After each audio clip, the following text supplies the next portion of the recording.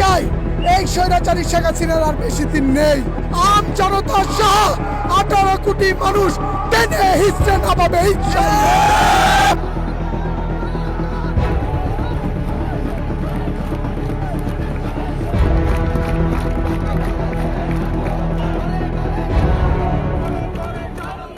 স্বৈরাচারী শাসনামলে আন্দোলন সংগ্রামের মাঠে অন্যতম বলিষ্ঠ কণ্ঠস্বর হিসেবে পরিচিত ছিলেন নারায়ণগঞ্জ ৩ আসনের বর্তমান সংসদ সদস্য আজহারুল ইসলাম মান্নানের ছেলে জেলা যুবদলের সাবেক সিনিয়র যুগ্ম আহ্বায়ক খায়রুল ইসলাম সজীব। রাজপথের প্রতিটি কর্মসূচিতে নিজে উপস্থিত থেকে নেতাকর্মীদের সাহস ও প্রেরণা জুগিয়েছেন সজীব। পেয়েছেন তৃণমূলে ব্যাপক গ্রহণযোগ্যতা। তৃণমূলের ভাষ্যমতে ফ্যাসিস্টের বিরুদ্ধে আন্দোলনে জীবন বাজি রেখে নেতৃত্ব দিয়েছেন সজীব এবং দলের দুঃসময়ে কর্মীদের পাশে দাঁড়িয়েছেন।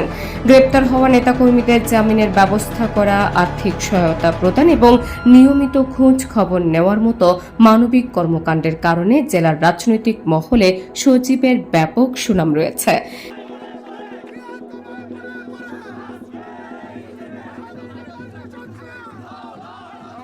নেতাকর্মীদের দাবি, আন্দোলন সংগ্রামে সক্রিয় থাকার কারণে খায়রুল ইসলাম সজীব নিজেও স্বৈরাচারী হাসিনার নানা নির্যাতন ও হয়রানির শিকার হয়েছেন। রাজনৈতিক প্রতিহিংসার শিকার হয়ে জেল জুলুমও ভোগ করেছেন।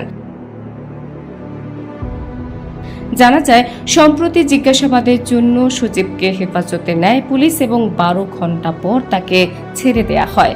নেতাকর্মীদের দাবি যে অভিযোগে তাকে জিজ্ঞাসাবাদ করা হয় তা ছিল কাল্পনিক ও বায়বীয়, কিন্তু তারপরও যুবদল তাকে বহিষ্কার করে।